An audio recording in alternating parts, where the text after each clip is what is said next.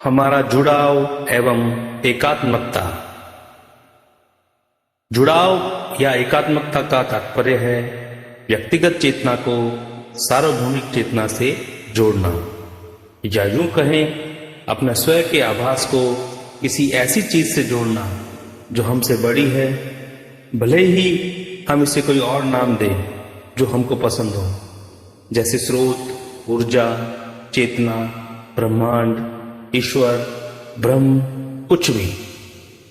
यौगिक दर्शन के अनुसार जीवन का वास्तविक उद्देश्य इसी जुड़ाव को प्राप्त करना है।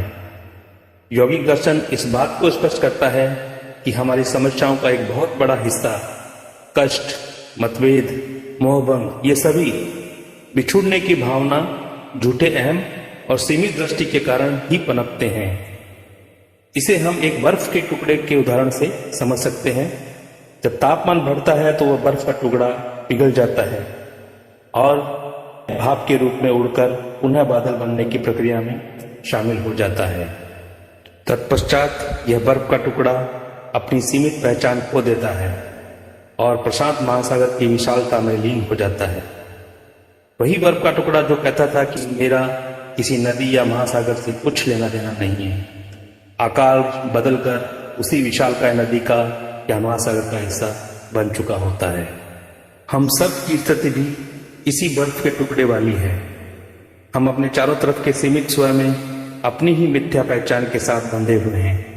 हमारी नौकरियां, हमारे शरीर, हमारा धन, हमारी संपत्ति, पास पड़ोस और सामाजिक रुतबा हमें परिभाषित करते हैं।